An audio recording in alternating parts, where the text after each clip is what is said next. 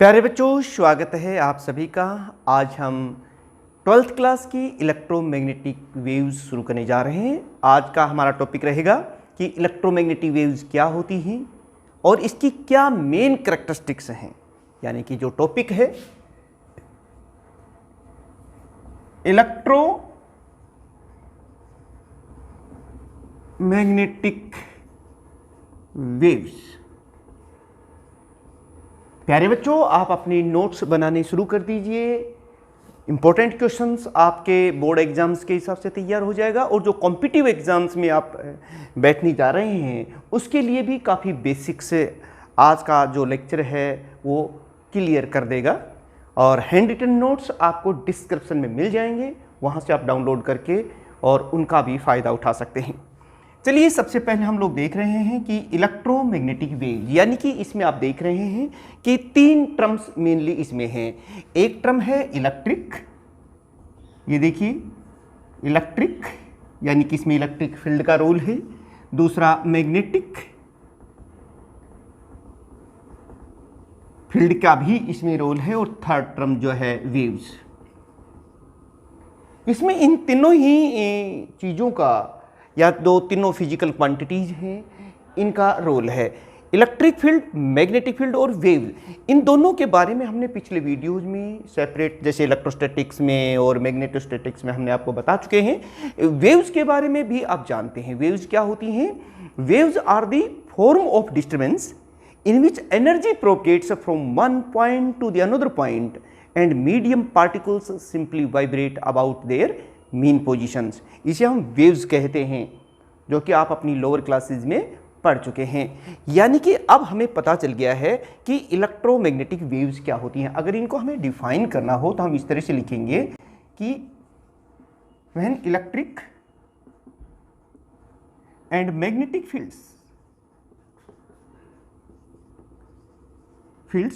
vibrates mutually perpendicular to each other। मतलब वो दोनों इलेक्ट्रिक और मैग्नेटिक फील्ड आपस में एक दूसरे के परपेंडिकुलर हों, each other, and also perpendicular to the direction of propagation। यानी कि वेव्स जब प्रोपगेट करती हैं, चलती हैं, तो उन्हें हम प्रोपगेशन वर्ड यूज करते हैं और जिस डायरेक्शन में जा रही हैं ये उसके भी परपेंडिकुलर, यानी आपस में तो इलेक्ट्रिक और मैग्नेटिक फील्ड वाइब्रेट कर रही हैं, वो परपेंडिकुलर हो ही, साथ में जिस डायरेक्शन में वो प्रोपगेट कर रही हैं, चल रही हैं, उसके भी परपेंडिकुलर हों फॉर्म, तब बनती हैं electromagnetic waves. The systematic diagram of electromagnetic waves is as shown।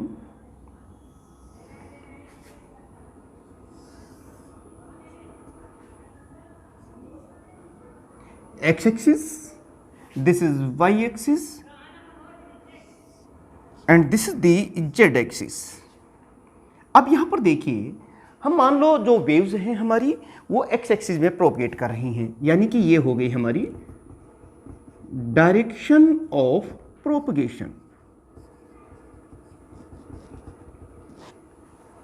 और y एक्सिस की तरफ हम ले रहे हैं इलेक्ट्रिक फील्ड वेक्टर। यानी कि इस तरीके से आप इसको लिख सकते हैं। ये देखिए, मेरे साथ साथ इस डायग्राम को भी बना दीजिए। कई बार आपके एग्जाम्स में यही पूछा जाता है कि draw the systematic diagram of electromagnetic waves. तो आपको, यानी कि आप देख रहे हैं कि ये y एक्सिस की तरफ हमारा इलेक्ट्रिक फील्ड वेक्टर वाइब्रेट कर रहा है। ये देखिए, ये y एक्सिस की तरफ है। आप इस तरह से, ये सब अब मैं जो लिख रहा हूं वो है इलेक्ट्रिक फील्ड वेक्टर। आप देख रहे हैं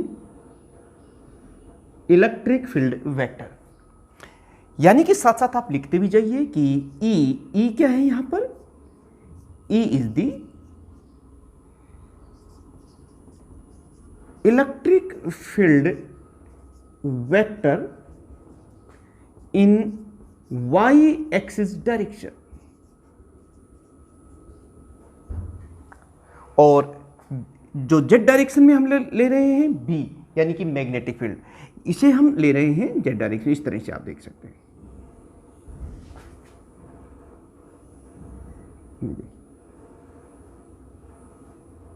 यानी कि ये इस तरह से ये z डायरेक्शन में वाइब्रेट कर रहा है।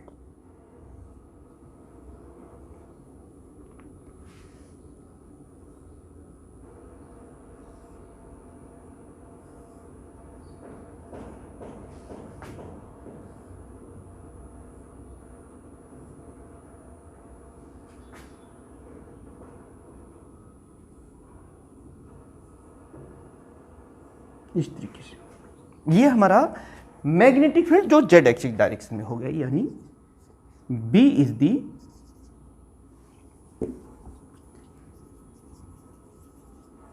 मैग्नेटिक फील्ड वेक्टर इन जेड एक्सिस डायरेक्शन। और आप देख रहे हैं x axis is the direction of propagation. तो ये हो गई हमारी इलेक्ट्रोमैग्नेटिक वेव। जैसे मैंने बताया कि when electric and magnetic fields vibrates, ये mutually perpendicular to electric field magnetic field, और this is the direction of propagation. और यही हमने लिखा है कि when electric and magnetic fields vibrates mutually perpendicular to each other and also perpendicular to the direction of propagation form electromagnetic waves. प्यारे बच्चों, इनके बारे में जानने के लिए आप देख रहे हैं कि ये जो इलेक्ट्रोमैग्नेटिक वेव्स हैं, इन्हें किसी मेटेरियल मीडियम की जरूरत नहीं होती। No material medium is required for the propagation of electromagnetic wave. लेकिन इसके अलावा और भी बहुत सी करैक्टरिस्टिक्स हैं, चलिए हम उनको जान लेते हैं। करैक्टरिस्टिक्स का मतलब तब आपको रटना नहीं है। जैसे मैं आपके बारे में कहूं कि भाई आप अपनी करैक्टरिस्टिक्स बताइए, तो आप अपनी हॉबीज़ बताते हैं, आप अपनी क्वालिफिकेशंस बताते हैं, और आपको के बारे में और तमाम जो चीज़ें हैं वो सारी आपकी करैक्टरिस्टिक्स में आती हैं। ऐसे ही इलेक्ट्रोमैग्नेटिक वेव्स की करैक्टरिस्टिक्स क्या हैं, वन बाय वन करके हम लोग यही डिस्कस करेंगे। यानी कि इसकी वेलोसिटी, इसकी एनर्जी डेंसिटी, इंटेंसिटी, प्रोडक्शन, और तमाम जो दूसरी करैक्टरिस्टिक्स हैं वन बाय वन करके हम उन्हें डिस्कस कर रहे हैं, जो आपके एग्जाम्स में बहुत बार पूछी जाती हैं। चाहे कलेक्टिवली पूछा जा सकता है क्वेश्चन, जैसे write down the characteristics of the electromagnetic wave, या फिर किसी एक करैक्टरिस्टिक्स के ऊपर कोई छोटा क्वेश्चन आपसे पूछा जा सकता है। चलिए देखते हैं। वेलोसिटी। प्यारे बच्चों, हम सबसे पहले बात करते हैं कि जो हमारी इलेक्ट्रोमैग्नेटिक वेव्स हैं इनकी वेलोसिटी क्या है। देखिए, यह हम आपके सिलेबस से बाहर की बातें हैं, इनके डायरेक्ट फार्मूले हम यूज़ करेंगे, और हायर क्लासेस में जब आओगे तो इनकी डेरिवेशंस भी हैं। आपको टू द पॉइंट इनके फार्मूले यूज़ करने हैं जो कि न्यूमेरिकल्स को सोल्व करने में हेल्प करेंगे। तो देखिए, द वेलोसिटी ऑफ इलेक्ट्रोमैग्नेटिक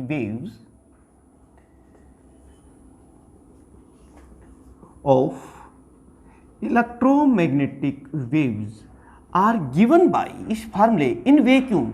अगर हम वैक्यूम की बात करते हैं तो it is given bye like this, mu naught epsilon note, या तो हम इस तरह से लिखते हैं। और एक और चीज़ यहाँ पर देख सकते हैं आप, ये देखिए, ये इसका मैक्सिमम वैल्यू है, और इसको हम एम्पलीट्यूड कहते हैं इलेक्ट्रिक फील्ड वेक्टर की। और ये देखिए, ये मैक्सिमम जो इसकी वैल्यू है, इसे amplitude of magnetic field vector कहते हैं। तो ये भी एक इसका फार्मूला हो सकता है, ई नोट बाई बी नोट। ये देखिए, अगर हम इनकी न्यूमेरिकल्स वैल्यू रखें, देखिए मैं आपको एक बात बताना चाहूँगा यहाँ पर, ये कि जो म्यू नोट वर्ड है ये क्या है, म्यू नोट की जो वैल्यू होती है, पहले मैं इसकी न्यूमेरिकल वैल्यू बता देता हूँ, 4 पाई × 10⁻⁷ है, और इसे कहते हैं हम magnetic permeability of free space. ये वैक्यूम की बात कर रहे हैं, फ्री स्पेस की बात कर रहे हैं। Is the magnetic permeability of free space. ये देखिए प्यारे बच्चों, जिसकी वैल्यू हम यहाँ करके और इसकी वैल्यू न्यूमेरिकल जो वैल्यू हो वो भी निकाल सकते हैं। यहाँ पर ये जो अपसाइलन नोट वर्ड देख रहे हो आप, इसको भी देख लेते हैं हम। यहाँ अपसाइलन नोट क्या है, इसकी जो न्यूमेरिकल वैल्यू है वो है 8.85 इंटू 10 की पावर -12। ये है इलेक्ट्रिक फील्ड से रिलेटेड टर्म, यानी इसे हम electric permittivity of free space कहते हैं। Is the electric permittivity of free space. ये देखिए प्यारे बच्चों, अब देखिए अगर हम इन दोनों ही वैल्यूज को यहाँ रख दें तो कितनी वेलोसिटी आती है इलेक्ट्रोमैग्नेटिक वेव्स की वो कैलकुलेट कर सकते हैं, यानी कि 1/म्यू नोट के स्थान पर आप लिखेंगे 4 पाई इंटू 10 की पावर -7, जबकि मैग्नेटिक फील्ड के स्थान पर आप लिखेंगे 8.85 इंटू 10 की पावर -12। और जब आप इनको सोल्व करेंगे इनकी वैल्यूज रखने के बाद तो ये लगभग आती है 2.9979 इंटू 10 की पावर 8 मीटर पर सेकेंड्स, यानी कि ये लगभग हमारी 3 इंटू 10 की पावर 8 मीटर पर second. It is the velocity of light. यही तो है इलेक्ट्रोमैग्नेटिक वेव्स क्या है, ये लाइट जो है ये इलेक्ट्रोमैग्नेटिक वेव ही तो है। तो ये यानी कि electromagnetic waves propagates with velocity of light in free space in vacuum, जहां कोई चीज ना हो, यानी the electromagnetic waves propagates with velocity of light in free space और यू कैन से वैक्यूम। अच्छा प्यारे बच्चों, एक और बात मैं यहां बताना चाहूंगा। देखिए ये जो म्यू नोट और एप्सिलॉन नोट है ये तो फ्री स्पेस के लिए है, लेकिन अगर हम किसी मीडियम की बात करें तो उस मीडियम की जो इलेक्ट्रिकल परमिटिविटी और मैग्नेटिक परमिएबिलिटी ये वैल्यूज हमें रखनी होंगी वहां पर। कैसे वो देख लेते हैं। फॉर ए मीडियम, अब हम अगर किसी मीडियम की बात करें तो प्यारे बच्चों आप जानते हैं कि रिलेटिव मैग्नेटिक परमिएबिलिटी ये उस मीडियम की हो गई एब्सोल्यूट परमिएबिलिटी, और ये फ्री स्पेस की हो गई। तो यहाँ से ये हो जाएगा mu r into mu naught, और इसी तरीके से रिलेटिव इलेक्ट्रिकल परमिटिविटी कितनी हो जाएगी, ये उस मीडियम की एब्सोल्यूट इलेक्ट्रिकल परमिटिविटी है। और ये देखिए यहाँ से ये भी हम निकाल सकते हैं, और it will be equal to epsilon naught और एप्सिलॉन आर, और यहाँ से जो वेलोसिटी आएगी that will be equal to 1/, ये अगर किसी मीडियम की बात करें तो फिर ये होती है। और प्यारे बच्चों आप देख रहे हैं कि जो v है it will be less than c, यानी कि इन ए मीडियम जो velocity of electromagnetic wave is lesser than the velocity in free space. तो ये तो हमने वेलोसिटी के बारे में बात की। इसकी जो सेकंड कैरेक्टरिस्टिक्स है वो इसकी नेचर से संबंधित है। तो चलिए देख लेते हैं nature of electromagnetic wave. Nature यानी कि इलेक्ट्रोमैग्नेटिक वेव्स की नेचर क्या होती है। प्यारे बच्चों आप जानते हैं कि तमाम जो वेव्स हैं वो दो तरह की होती हैं, एक लॉन्गिट्यूडनल वेव्स होती हैं, एक ट्रांसवर्स वेव्स होती हैं। लॉन्गिट्यूडनल वेव्स में क्या होता है कि जो मीडियम पार्टिकल्स हैं वो उसी डायरेक्शन में वाइब्रेट करते हैं जिस डायरेक्शन में वेव्स प्रोपगेट कर रही हैं, और ट्रांसवर्स वेव्स में medium particle direction of propagation के परपेंडिकुलर डायरेक्शन में वाइब्रेट करती हैं। तो हम चलिए देख लेते हैं कि what is the nature of electromagnetic waves. और the nature of electromagnetic waves, let us find the dot product of electric field vector and magnetic field vector। इन दोनों के बीच में डॉट प्रोडक्ट निकाल लेते हैं, ये निकालते हैं। लेकिन प्यारे बच्चों अगर हम कंपोनेंट फॉर्म में लें तो जो इलेक्ट्रिक फील्ड वेक्टर है हमारा उसे हम इस तरह से लिख सकते हैं EXI plus EYJ plus EZK। ये एक्स एक्सिस डायरेक्शन में कंपोनेंट है, ये वाई एक्सिस डायरेक्शन में, और जेड एक्सिस डायरेक्शन आप जानते हैं एक्स एक्सिस डायरेक्शन में हम आई से लिखते हैं, वाई एक्सिस डायरेक्शन में डायरेक्शन को शो करने के लिए जे, ये यूनिट वेक्टर्स हैं एक्स वाई और जेड डायरेक्शन में। और इसी तरीके से हम मैग्नेटिक फील्ड वेक्टर को भी कंपोनेंट फॉर्म में लिख लेते हैं BXI plus BYJ plus BZK like this. और अब ये वैल्यूज यहाँ रख देते हैं, यानी कि अब हम निकालने जा रहे हैं E डॉट बी। और ये देखिए यहाँ पर जब हम इनका डॉट प्रोडक्ट निकालते हैं तो इस तरह से लिख लेंगे EXI plus EYJ plus EZK। ये हमारा इलेक्ट्रिक फील्ड वेक्टर की वैल्यू रख दी है हमने कंपोनेंट फॉर्म में। और अब मैं मैग्नेटिक फील्ड के लिए लिख रहा हूँ BXI plus BYJ plus BZK। और यहाँ पर ही जब हम इसका डॉट प्रोडक्ट निकालेंगे तो ये देखिए EX into BX plus component form आप जानते हैं, बाकी के जो कंपोनेंट हैं जैसे I डॉट आई ये तो 1 हो गया, तो ये हो गया है। और EX BY I dot J जो कि परपेंडिकुलर हैं, और परपेंडिकुलर जो वेक्टर्स होते हैं उनका जो डॉट प्रोडक्ट वो 0 आता है, तो वो टर्म्स नेग्लेक्ट हो जाएंगी। इसी तरीके से हम यहाँ लिख रहे हैं EY BY plus EZ BZ। ये 3 टर्म बच जाएंगी, बाकी की जो इसमें 6 टर्म्स आएंगी वो 0 हो जाएंगी। आप सभी जानते हैं इनके बारे में, हमने जब वेक्टर्स की बात कर रहे थे +1 में आपने पढ़ा था, वहाँ इनके बारे में डिटेल स्टडी की थी। अब यहाँ से देखिए ये हमारे पास एक इक्वेशन आ गई है प्यारे बच्चों। यहाँ से हम लोग देख रहे हैं कि एक्स एक्सिस डायरेक्शन में इलेक्ट्रिक या मैग्नेटिक फील्ड का कोई कंपोनेंट नहीं है। इलेक्ट्रिक फील्ड वाई डायरेक्शन में है और मैग्नेटिक फील्ड जेड डायरेक्शन में है, जबकि एक्स एक्सिस डायरेक्शन में कोई कंपोनेंट ही नहीं है। यानी कि हम यहाँ देख रहे हैं but EX is equal to BX is equal to 0 because there is no component in x axis direction। तो जब ये इक्वेशन हमारी क्या बन जाएगी वो देख लीजिए। E डॉट बी, यहां पर ये वाला कंपोनेंट 0 हो जाएगा और हमारे पास जो बचता है वह है EY BY plus EZ BZ। इसको हम कह देते हैं equation number 2।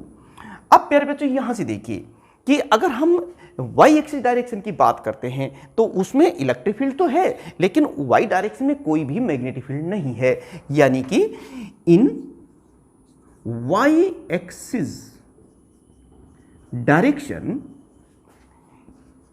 EY is not equal to 0, मतलब वो 0 नहीं है, ये नॉन जीरो कंपोनेंट है। बट जो BY है इट इज इक्वल टू 0।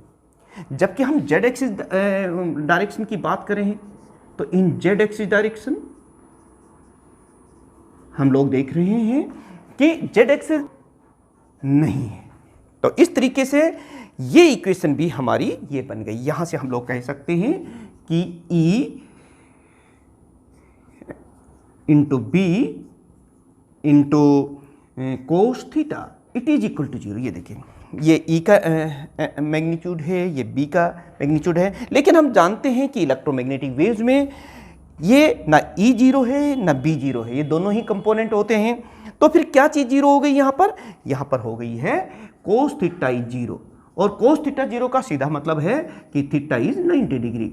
और इससे स्पष्ट हो गया है कि ये जो इलेक्ट्रिक और मैग्नेटिक फील्ड्स हैं ये एक दूसरे के परपेंडिकुलर हैं। जैसे आप देख रहे हैं इलेक्ट्रिक फील्ड वाई डायरेक्शन में और मैग्नेटिक फील्ड यहाँ जेड डायरेक्शन में है। इसका सीधा मतलब क्या हो रहा है, ये देखिए कि electric and magnetic fields are mutually perpendicular to each other and also perpendicular to the direction of propagation. और प्यारे बच्चों इस तरह की वेव्स कौन सी होती हैं, ट्रांसवर्स। इस तरह से हमें पता चल गया कि nature of electromagnetic wave it is transverse in nature.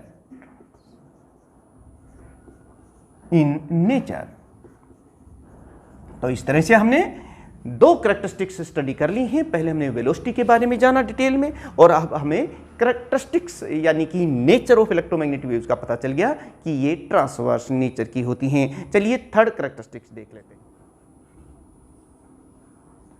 Energy density of electromagnetic waves. आज हमें इलेक्ट्रोमैग्नेटिक वेव्स की तमाम जो कैरेक्टरिस्टिक्स हैं उनकी हम ब्रीफली स्टडी कर लेते हैं। हमने पहले ही बताया था कि कोई भी वेव जो उसमें एनर्जी का प्रोपगेशन होता है और मीडियम पार्टिकल सिंपली वाइब्रेट करते हैं अपनी मीन पोजीशन के अराउंड। यानी कि अब यहाँ क्या है, यहाँ इलेक्ट्रिक और मैग्नेटिक फील्ड है।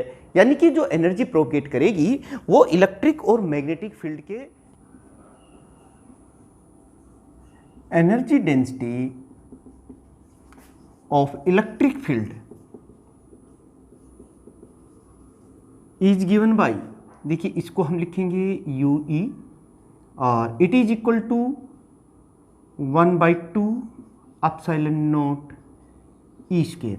मतलब energy per unit volume in electromagnetic waves, जिसे हम energy density in electric field कह रहे हैं, वो ये है energy density of magnetic field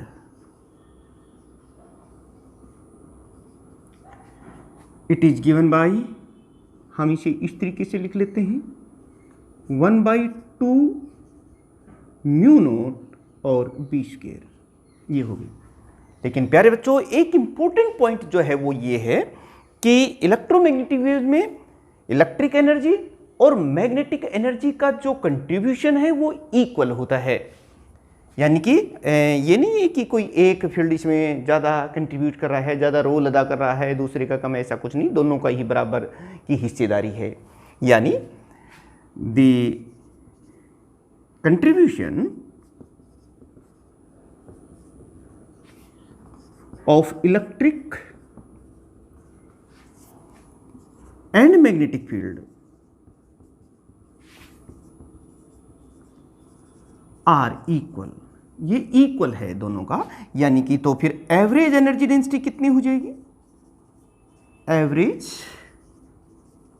energy density of electromagnetic waves is given by, इन दोनों को हमने ऐड कर दिया। जब दोनों को बराबरी है तो उनका एवरेज निकालना बहुत ही आसान होता है। उन दोनों को ऐड करके 2 से डिवाइड कर दीजिए और आप देखेंगे कि ये जो एवरेज एनर्जी डेंसिटी आ जाएगी, जिसको हम U से लिख देते हैं, ये कितनी है? It will be equal to 1/4 हो जाएगा, क्योंकि जब 2 से डिवाइड करेंगे इसे तो क्या हो जाएगा? Epsilon naught E square. जबकि मैग्नेटिक फील्ड के केस में यही हो जाएगा 1/2 म्यू नॉट बी स्क्वायर। ये है एक इंपॉर्टेंट इक्वेशन। नेक्स्ट जो हम कैरेक्टरिस्टिक्स ले रहे हैं वो है इंटेंसिटी ऑफ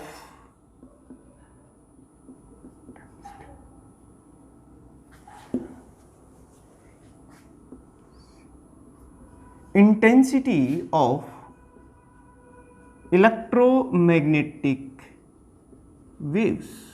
अरे आप जानते हैं इंटेंसिटी क्या होती है? Energy per unit area per unit time. यानी कि इंटेंसिटी इज डिफाइंड,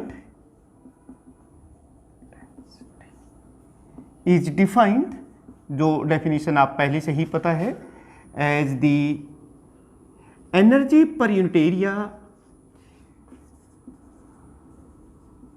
पर यूनिट टाइम, ये होती है। इसको आप आई से डिनोट हम लोग कर लेते हैं, और it is equal to energy कितनी होती है? जैसे एनर्जी डेंसिटी अभी हमने पहले पढ़ी थी, एवरेज एनर्जी डेंसिटी, वो होती है एनर्जी पर यूनिट वॉल्यूम। अगर हम इसे वॉल्यूम से मल्टीप्लाई कर दें तो ये एनर्जी आ जाएगी, टोटल एनर्जी, और पर यूनिट एरिया से हमने डिवाइड कर दिया, एंड पर यूनिट टाइम, तो ये इंटेंसिटी हो गई बेटे। और इसकी यूनिट भी आप यहाँ से लिख सकते हैं। एनर्जी की यूनिट तो आप जानते ही हैं, जूल पर मीटर स्क्वायर और सेकंड पर सेकंड, ये हो गई प्यारे बच्चों।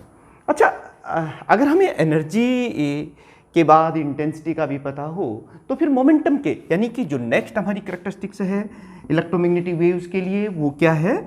वो है मोमेंटम ऑफ इलेक्ट्रोमैग्नेटिक वेव्स।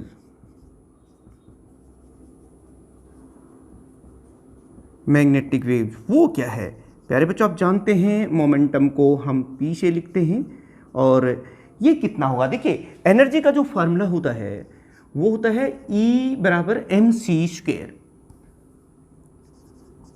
और अगर हम इसको C से डिवाइड कर दें तो C से C कैंसिल हो गया, और ऊपर क्या रह गया? मोमेंटम। तो इसका मतलब ये हुआ, ये P हो गया हमारा। हम कह सकते हैं कि momentum is defined as energy by C, क्योंकि electromagnetic waves velocity of light से प्रोपगेट करती हैं वैक्यूम में। ये होगा हमारा मोमेंटम ऑफ इलेक्ट्रोमैग्नेटिक वेव्स। प्यारे बच्चों, एक और इम्पोर्टेंट कैरेक्टरिस्टिक्स है कि जब इलेक्ट्रोमैग्नेटिक वेव्स प्रोपगेट करती हैं तो ये जिस भी सरफेस पे गिरती हैं वहाँ प्रेशर भी डालती हैं। तो वो प्रेशर कितना हो? प्रेशर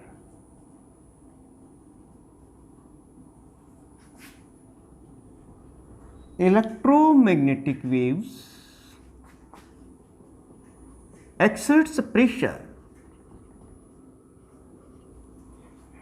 given by, ये देखिए प्रेशर जो होता है वो प्यारे बच्चों आप जानते हैं फोर्स पर यूनिट एरिया प्रेशर कहलाता है।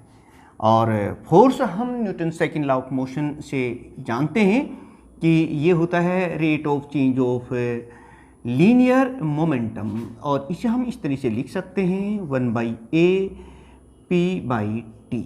ये देखिए प्यारे बच्चों, और अभी हमने थोड़ी देर पहले आपको बताया था कि जो मोमेंटम होता है P, ये होता है एनर्जी बाई C। तो ये इक्वेशन यानी जो हमारा pressure of electromagnetic waves that becomes equal to 1/a, और यहाँ पर हम E/c लिख दिया है और नीचे T है। ये देखिए इस तरह से हम लिख सकते हैं। थोड़ी देर पहले मैंने आपको बताया था। तो this is the expression of a pressure exerted by the electromagnetic waves. यहाँ पर एक और पॉइंट बताया था कि U energy per unit area per unit time, इसे तो हम इंटेंसिटी कहते हैं। तो फिर ये intensity energy per unit area per unit time, यहाँ I लिख दिया हमने और ये C है। तो ये भी हमारा प्रेशर का फार्मूला हो गया अलग अलग फॉर्मेट में, ये फोर्स की टर्म में, ये मोमेंटम की टर्म में और ये इंटेंसिटी की टर्म में। तो these equations give the pressure exerted by the electromagnetic wave. Energy transportation। प्यारे बच्चों, हम लोग जानते हैं कि इलेक्ट्रोमैग्नेटिक वेव्स में एनर्जी ट्रांसमिट करती है, उसे एक वेक्टर के द्वारा जिसे हम पॉइंटिंग वेक्टर कहते हैं उससे रिप्रेजेंट करते हैं। आप ये लिख सकते हैं कि the rate of energy of electromagnetic waves transported is represented by a vector called pointing vector। इसे हम पॉइंटिंग वेक्टर, जिसे हम यहाँ पर P से लिखते हैं, यानी पॉइंटिंग वेक्टर को S से लिखते हैं, और ये है 1/μ0। ये cross product of electric field vector और मैग्नेटिक फील्ड वेक्टर, इन दोनों के क्रॉस प्रोडक्ट के बराबर होती है। और ये देखिए, ये जो पॉइंटिंग वेक्टर की किसी पर्टिकुलर पॉइंट पर जो डायरेक्शन होती है वो देती है हमें direction of energy propagation at that particular point, यानी कि the direction of A Poynting vector S gives the direction of a transported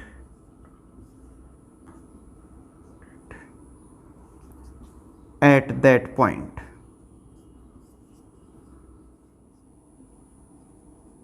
source. अब प्यारे बच्चों देख लेते हैं कि ये इलेक्ट्रोमैग्नेटिक वेव्स पैदा कैसे होती हैं। आप जानते हैं जब भी कोई चार्ज पार्टिकल होता है वो जब उसके चारों तरफ इलेक्ट्रिक फील्ड होता है, ये तो हम जानते हैं, लेकिन जैसे ही वो मूव करता है, एक्सेलरेट करता है, तो मैग्नेटिक फील्ड भी पैदा होता है। इसका सीधा मतलब हुआ कि accelerated charge particle is the source of electromagnetic wave. जब भी कोई चार्ज पार्टिकल एक्सेलरेट करता है तो इलेक्ट्रोमैग्नेटिक वेव पैदा होती हैं, यानी the accelerated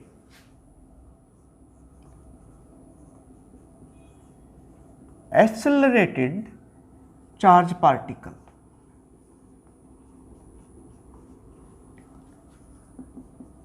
is the source of electromagnetic waves. आपने देखा होगा कि जब जो एंटीना होता है उसके दोनों एंड्स जो डाइपोल एंटेना है पॉजिटिव नेगेटिव, और जब वो वाइब्रेट करता है तो इलेक्ट्रोमैग्नेटिक वेव्स पैदा होती हैं और वो रेडियो वेव्स के रूप में ट्रांसमिट करते हैं। तो अगली बात कर लेते हैं। प्यारे बच्चों, एक और पॉइंट यहाँ हम लोग देख रहे हैं इलेक्ट्रोमैग्नेटिक वेव्स के मामले में कि किसी भी तरह के यहाँ मेटेरियल मीडियम की जरूरत नहीं पड़ती इलेक्ट्रोमैग्नेटिक वेव्स के प्रोपगेशन में, यानी no material medium is required, material medium is required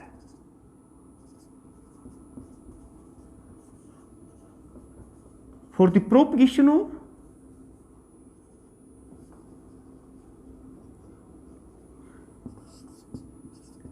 of electromagnetic wave।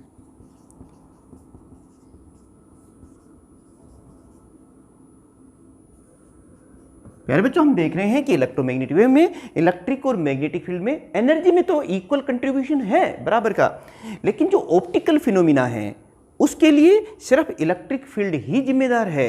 इसीलिए हम इलेक्ट्रिक फील्ड को हम लाइट वेक्टर भी कहते हैं, यानी कि electric field E is responsible for optical effects, so it is called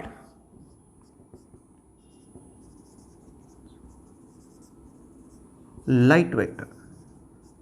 यानी कि इलेक्ट्रिक फील्ड वेक्टर को हम लाइट वेक्टर के रूप में भी जानते हैं। आपसे छोटे क्वेश्चंस जो मल्टीपल चॉइस के क्वेश्चंस में पूछ सकते हैं कि विच इलेक्ट्रिक और magnetic field is called light vector, तो कौन सा है? Electric field is called light vector because it is responsible for any optical effects के लिए। तो प्यारे बच्चों, देखिए आज के इस लेक्चर में हमने जाना है कि इलेक्ट्रोमैग्नेटिक वेव्स क्या होती हैं, what are the electromagnetic waves. Next, draw the systematic diagram of electromagnetic waves, तो फिर आप ये 2 नंबर में पूछ सकते हैं। नेक्स्ट ये है कि what are the different characteristics of the electromagnetic wave. हमने 10 करेक्टरिस्टिक्स यहाँ आपसे लिखी हैं, लिख दी हैं, तो 3 नंबर में ये क्वेश्चन भी पूछ सकते हैं, या फिर 2 नंबर में किसी एक करेक्टरिस्टिक्स के ऊपर कोई भी क्वेश्चन, चाहे वो इंटेंसिटी पे हो, वेलोसिटी पे हो, एनर्जी डेंसिटी पर हो, या फिर एनर्जी ट्रांसपोर्टेशन, मोमेंटम, किसी पर भी एक क्वेश्चन पूछ सकते हैं। तो प्यारे बच्चों, ये लेक्चर आपको कैसा लगा, इसके बारे में आप अपनी कमेंट्स ज़रूर दें। हमारे बाकी के जो यूनिट्स हैं इलेक्ट्रोस्टैटिक्स, करंट, इलेक्ट्रिसिटी, वो आईसी सर फिजिक्स पर अवेलेबल हैं, वहाँ से आप उन वीडियोस को देख करके और अपने हैंड रिटन नोट्स जो इस यूनिट के भी और तमाम दूसरे जो यूनिट्स हैं उनके भी हैंड रिटन नोट्स आपको उस डिस्क्रिप्शन में मिल जाएंगे। तो 2 चैनल्स के साथ जुड़ जाइए, एक आईसी सर फिजिक्स और दूसरा फिजिक्स बाई आईसी सर। ये दोनों ही चैनल आपकी फिजिक्स, आपके एग्जामिनेशन प्रिपरेशन और आपको मोटिवेट करने के लिए बहुत अहम रोल अदा करने वाले हैं। इसलिए आप अपने इस चैनल को दूसरे स्टूडेंट्स में भी शेयर करें, और सब्सक्राइब अभी तक भी नहीं किया है तो कर लीजिए, ये निश्चित ही आपके लिए काफ़ी हेल्पफुल रहने वाला है। मैं उन सभी स्टूडेंट्स का जो किसी भी तरह की एक्टिविटी की है, जिन्होंने अपनी सजेशंस इस चैनल को और ज़्यादा इफ़ेक्टिव बनाने के लिए भेजे हैं, मैं उनका दिल से शुक्रिया अदा करता हूँ, थैंक्स करता हूँ। Thank you very much.